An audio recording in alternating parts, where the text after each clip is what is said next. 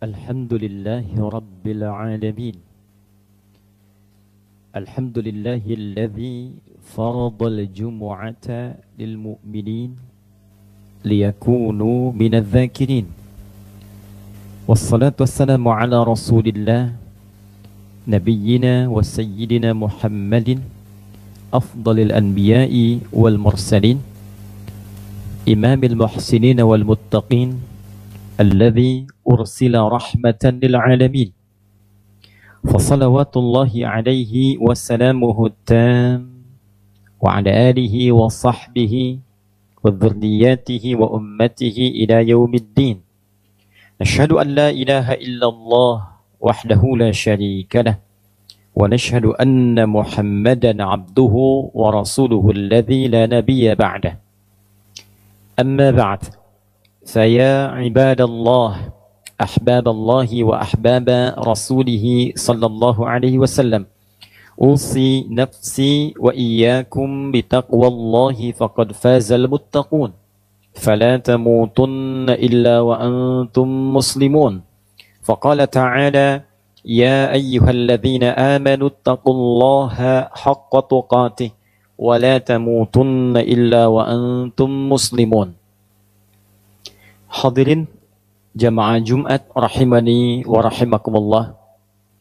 Alhamdulillah, kita mengawali Jumat ini dengan bersyukur pada Allah Subhanahu wa taala. Kita masih diberikan kesempatan untuk membuktikan keberimanan kita kepada Allah Subhanahu wa taala dengan menunaikan ibadah Jumat di pekan yang baru, bulan yang baru, dan di tahun yang baru. Jumat pertama di bulan Al-Muharram. Semoga Jumat ini dijadikan oleh Allah Subhanahu wa taala sebagai Jumat terbaik dari sekian rangkaian Jumat yang pernah kita tunaikan.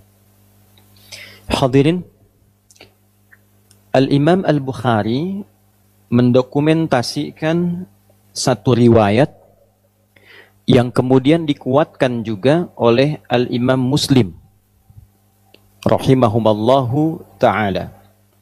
Ada dua sosok terdekat dari Nabi sallallahu alaihi wasallam yang dikutip dan didokumentasikan riwayatnya oleh dua imam ahli hadis mulia ini. Yang pertama, dalam satu dokumentasi Al-Imam Muslim nomor hadis 1163, terdapat satu riwayat yang disandarkan pada sahabat mulia Abdurrahman bin Sahar radhiyallahu ta'ala anhu, yang namanya kita kenal dengan sahabat Abu Hurairah. Satu kali beliau mengisahkan bahwa Nabi SAW pernah ditanya, su'ila an-nabiyyu sallallahu alaihi wasallam. Nabi SAW pernah ditanya, ayyu salati afdali? Ya Rasulullah, salat apa yang paling utama ba'dal maktubati, setelah yang fardu itu? Wa ayyu siyami afdal ba'da syahri Ramadan atau kama qala, dan puasa apa yang paling utama setelah puasa Ramadan? Maka Nabi sallallahu alaihi wasallam kemudian menjawab, aw kama qala afdalus salati ba'da salatil maktubati, salat yang paling utama setelah salat fardu itu as-salatu fi jawfil laili, yaitu salat yang ditunaikan di pertengahan malam, tahajud. Wa afdalus siyami ba'da syahri Ramadan, dan puasa yang paling utama setelah puasa yang ditunaikan di bulan Ramadan itu siyam Syahrillahil Muharram, yaitu puasa yang ditunaikan di bulan Allah, yaitu bulan Al-Muharram. Rawahu Muslim, diriwayatkan oleh Imam Muslim dalam kitab sahihnya nomor hadis 1163, dan riwayatnya tersambung kepada sahabat Abu Hurairah radhiyallahu taala anhu. Hadirin, hadis ini memberikan kesan yang istimewa pada bulan Al-Muharram karena disifati bulan ini dengan amalan-amalan yang tidak serupa dengan amal ibadah yang ditunaikan di selainnya. Tidak sama ketika kita tunaikan di bulan Safar misalnya, bulan Rabiul Awal. Demikian seterusnya, setiap waktu memiliki keistimewaannya. Ramadan punya keunggulannya tersendiri, Dzulhijjah punya keunggulannya tersendiri, maka bulan Al-Muharram memiliki keutamaan yang langsung disebutkan oleh Nabi SAW. Salah satunya adalah bulan yang saat menunaikan ibadah puasa di dalamnya, maka puasa itu menjadi istimewa di hadapan Allah Subhanahu wa Ta'ala. Hadirin sekalian, apa korelasinya ibadah puasa ini dengan bulan Al-Muharram? Atau dalam bahasa yang lebih lugasnya, apa hikmahnya ibadah puasa ini ditunjuk menjadi ibadah yang istimewa di bulan Al-Muharram? Kenapa tidak disebut umrah misalnya? Kenapa tidak disebut tilawah Al-Quran? Kenapa tidak disebut misalnya sedekah? Tapi yang diutamakan di sini adalah as-siyam atau puasa. Hadirin, seperti kita ketahui, puasa adalah di antara amal ibadah yang saat ditunaikan di waktu yang sama, dalam kondisi yang sama, bisa meningkatkan ketaatan kepada Allah Subhanahu wa Ta'ala, taat, sekaligus juga mencegah pelakunya berbuat maksiat. Seorang yang puasa umumnya bukan hanya menunaikan ibadah fardu yang terjaga, sunnah ingin dia kerjakan. Salat sunnah dia tingkatkan, bacaan Al-Quran dia tingkatkan, sedekah dia tingkatkan. Dan inti pada puasa, ini yang paling penting adalah, ibadah ini memiliki kesan yang istimewa karena mampu dengan menunaikannya secara benar, dapat mengendalikan nafsu syahwat manusia, sehingga berpotensi ia meninggalkan perbuatan-perbuatan maksiat dan mencegah perbuatan terlarang di kemudian hari. Seseorang yang menunaikan puasa, tentu tidak akan ia mengorbankan puasanya dengan berdusta. Tentu tidak akan terdorong dirinya untuk mencela. Akan menahan tangannya untuk mencuri. Akan menahan sikapnya untuk mengerjakan selalu perbuatan-perbuatan yang mulia saja. Itulah siyam. Itulah fadilah menunaikan ibadah puasa. Dan dengan inilah kemudian para ulama seringkali memberikan highlight, garis bawah, bahwa dengan menunaikan ibadah puasa itu kita mampu mengendalikan diri. Inti puasa pengendalian diri. Inti puasa pengendalian nafsu. Seseorang yang mampu mengendalikan nafsunya, maka ia akan mampu mencegah dirinya berbuat maksiat. Itulah sebabnya nafsu ketika disebut dengan fujur di antara namanya, lawannya adalah takwa. Wa nafsi wa ma sawwaha fa'alhamaha fujuraha wa taqwaha. Tujuan puasa mengendalikan nafsu, meningkatkan takwa. Itulah sebabnya ketika 30 hari atau 1 bulan kurang lebih kita menunaikan ibadah puasa Ramadan, tujuan terbesarnya adalah meningkatkan takwa, mengendalikan nafsu. Ya ayyuhalladzina amanu kutiba alaikumussyam kama kutiba alal ladzina min qablikum la'allakum tattaqun. Dengan menunaikan puasa itu diharapkan takwanya meningkat. Bila takwa sudah meningkat, otomatis nafsunya ditekan. Bila takwa meningkat, taatnya naik, maka maksiatnya ditekan. Maksiat itu cenderung mendorong pelakunya untuk berbuat sesuatu yang terlarang. Perbuatan yang terlarang dalam syariat disebut dengan muharram. Mencuri terlarang, maka mencuri itu muharram. Minum khamar, miras santika itu muharram. Korupsi itu muharram. Berdusta itu muharram. Hukum yang melekatkan pada setiap perbuatan yang dilarang, hukumnya disebut dengan haram namanya. Mencuri itu muharram, hukumnya haram. Korupsi itu muharram, hukumnya haram. Bila kita ingin berlatih meninggalkan segala yang dilarang itu dan memulai pada waktunya kita untuk mempraktekkan itu, di waktu ini saya ingin meninggalkan segala yang dilarang, maka rumusnya di antaranya dalam bahasa Arab, tambahkan al pada nama kalimatnya. Sesuatu yang dilarang muharram, tambahkan al disebut dengan al-muharram. Maka bulan pertama dalam penanggalan Hijriyah Dinamakan dengan Al-Muharram bukan sekedar ingin mengabadikan nama itu yang memang sudah ada semenjak di zaman jahiliyah dan jadi konsensus kesepakatan bahwa bila tiba waktu itu bulan Al-Muharram itu, maka setiap masyarakat berlatih, setiap masyarakat mencoba meninggalkan segala yang dilarang, disepakati oleh masyarakat pada masa itu. Anda bayangkan zaman jahiliyah saja, kalau sudah masuk Al-Muharram, sudah viral dari masa-masa sebelumnya. Jangan bertengkar, jangan saling membunuh, jangan saling menyakiti. Itu ada konsensus. Maka Islam datang mengukuhkan itu, sekaligus memberikan satu sinyal isyarat bahwa tidak ada perbedaan syariat zaman-zaman Nabi sebelumnya yang ditutup disempurnakan oleh Nabi Muhammad SAW. Itulah sebabnya ketika satu di antara bulan Hurum disinggung dalam Al-Quran, di surah ke-9 At-Taubah, di ayat ke-36, ketika Allah mengatakan, Inna iddatash syuhuri indallahi 12 syahran fi kitabillah, yawma khalaqas samawati wal arda, minha arba'atun hurum. Dzalika ad-dinul qayyim, fala tadhlimu fihinna anfusakum. Sungguh, Allah menegaskan jumlah bilangan bulan yang Allah telah tetapkan sejak mencipta langit dan bumi itu, yang mengiringi perjalanan waktu kita setahun ada 12 bulan. Dari 12 itu ada 4 bulan yang terhormat, bulan Hurum.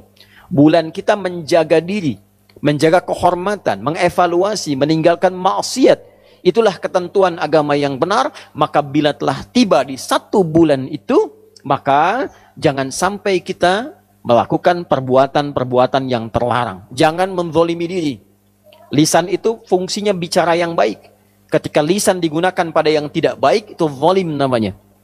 4 bulan ini 3 berurutan kata Nabi. 3 mutawaliyah. Dzulqa'dah, Dzulhijjah, Al-Muharram. Lalu yang keempat bulan Rajab. Bulan yang ke-7 itu yang kita ketahui. Hadirin, bila kita rangkai seluruh uraian ini, ternyata Al-Muharram bukan menjadi penanda awal pergantian satu waktu dalam penanggalan Islam. Tapi Al-Muharram juga komitmen kita untuk memulai hari baru, tahun baru, waktu yang baru, dengan keadaan yang baru yang lebih baik. Bagaimana cara menjadi baik itu? Berhijrah. Apa esensi hijrah itu? Maka dalam hadis riwayat Al-Bukhari diisyaratkan oleh Nabi SAW, esensi hijrah itu meninggalkan segala yang dilarang oleh Allah dan Rasulnya, yang haram-haram. Maka kalendernya Hijriyah, bulannya Al-Muharram, perbuatannya koreksi diri kita, evaluasi diri kita untuk mencoba meninggalkan segala yang dilarang oleh Allah dan Rasulnya. Tidak ada cara yang terbaik untuk bisa mengoptimalkan itu dan pesan-pesan yang istimewa tadi, kecuali salah satu amalan efektifnya dengan menunaikan ibadah puasa. Karena saat puasalah kita bisa mengoreksi diri dengan baik. Kita bisa mencoba berlatih meninggalkan segala yang dilarang. Kita bisa memaksimalkan ibadah yang menunjukkan ketaatan kita meningkat di hadapan Allah Subhanahu wa Ta'ala. Itulah sebabnya Nabi SAW ketika ditanya oleh segelintir sahabat, puasa apa yang istimewa, yang utama setelah Ramadan, maka Nabi tidak ragu mengatakan puasa yang ditunaikan di bulan Allah Al-Muharram. Dilekatkan dengan nama Allah untuk menunjukkan keistimewaan bulan Al-Muharram ini. Hadirin rahimani wa rahimakumullah. Apakah utuh puasanya di bulan Al-Muharram ini? Apakah sebagian saja? Para ulama ada yang mengatakan karena Nabi menyebutkan bulan Al-Muharram, maka ada yang menghukumi silahkan.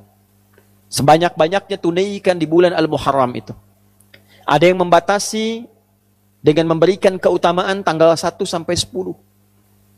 Ada yang tidak membatasi, bahkan menambahkan keutamaan kalau yang biasa Senin dan Kamis, Ayyamul Bid ditunaikan di bulan ini, maka meningkat keutamaannya.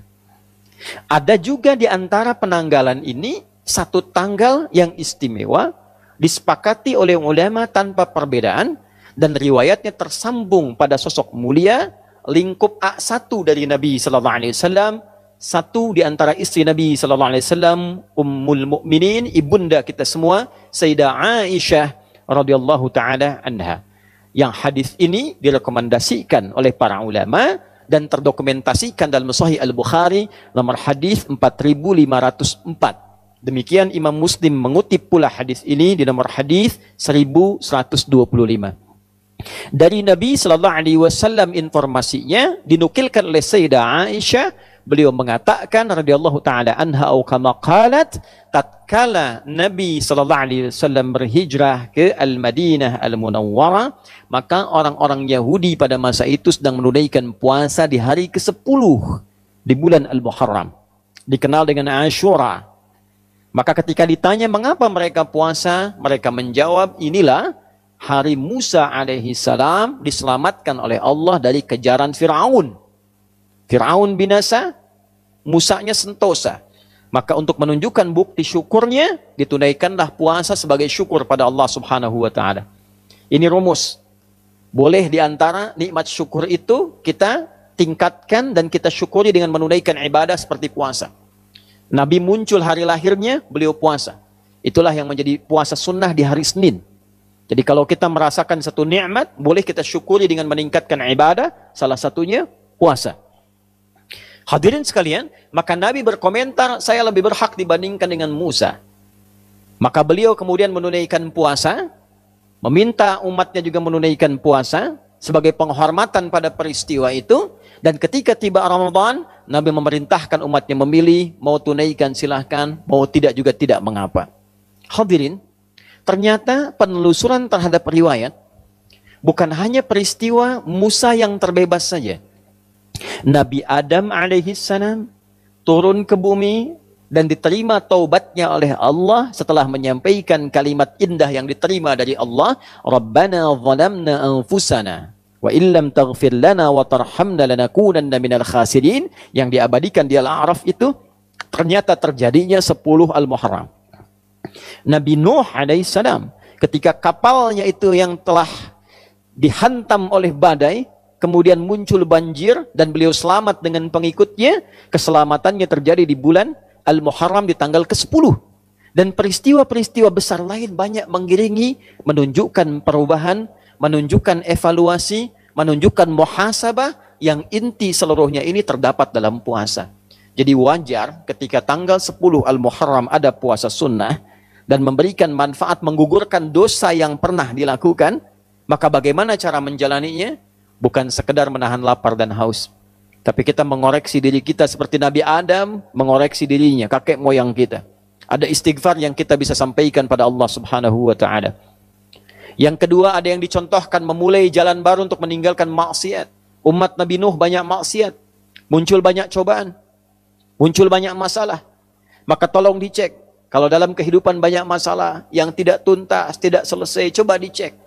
Kalau tandanya bukan ujian rasa cinta seperti Allah menguji para nabi, para rasul, boleh jadi ada maksiat yang pernah dikerjakan. Koreksi. Atau kita tunjukkan bukti syukur pada Allah. Selama ini jarang kita syukuri nikmat. Banyak meminta sesuatu yang tidak ada, yang ada lupa disyukuri. Maka ambil pada kisah Nabi Musa diselamatkan dari Fir'aun, syukuri. Maka niatkan hari ke-10 itu kita menunaikan puasa untuk mensyukuri nikmat Allah yang didapatkan sampai detik itu. Yang kedua, kita komitmen mengoreksi diri untuk menjadi pribadi yang lebih baik. Dan yang selanjutnya, kita menatap masa depan dengan menyiapkan agenda-agenda baru yang diridhai oleh Allah subhanahu wa ta'ala. Itulah Al-Muharram, itulah awal bulan Hijriyah. Bukan sekedar berganti tanggal, berganti tahun, berganti tulisan, tapi menghadirkan komitmen yang berganti dari maksiat kepada taat. Barakallahu li wa lakum fil Qur'anil azim. ونفعني وإياكم بما فيه من الآيات والذكر الحكيم وتقبل مني ومنكم تلاوته إنه هو السميع العليم ادعوا الله يستجب لنا ولكم جميعا.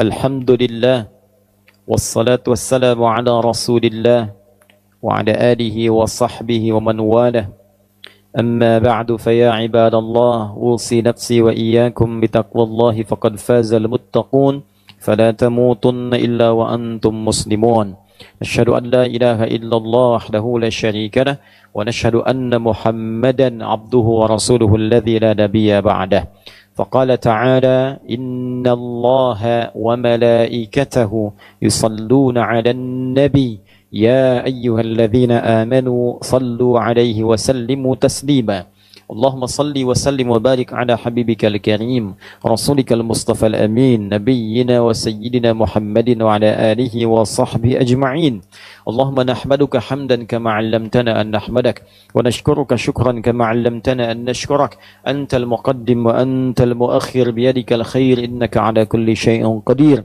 ربنا لا تدع لنا في مقامنا هذا وفي كل مقام ذنبا إلا غفرته ولا هما إلا فرجته ولا دينا إلا قضيته ولا مريضا إلا شفيته ولا حاجة من حوائج الدنيا والآخرة فيها لك رضا وفيها لنا الصلاح إلا قضيتها يا أرحم الراحمين اللهم تبنا إليك توبة نصوحا كفر عنا سيئاتنا واغفر لنا ذنوبنا في هذا الشهر المبارك محرم يا الله شهرك المبارك المعظم يا أرحم الراحمين اللهم اغفر للمسلمين والمسلمات والمؤمنين والمؤمنات الأحياء منا والأموات إنك سميع قريب مجيب الدعوات ويا قاضي الحاجات اللهم سلمنا والمسلمين سلمنا والمؤمنين يا خير الناصرين اللهم انصر إخوتنا في فلسطين واجعل أحياءهم مجاهدين في سبيلك وموتاهم شهداء وألحقنا معهم في رحمتك يا أرحم الراحمين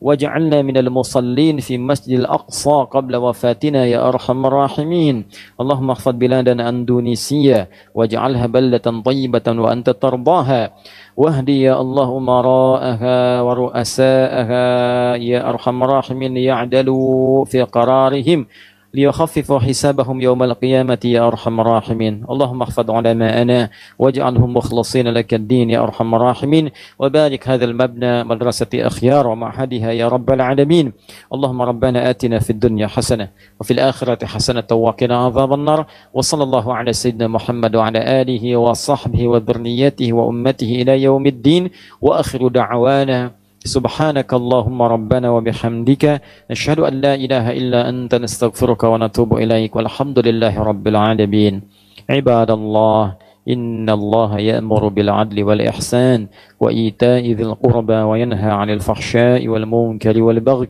يعظكم لعلكم تذكرون ولذكر الله أكبر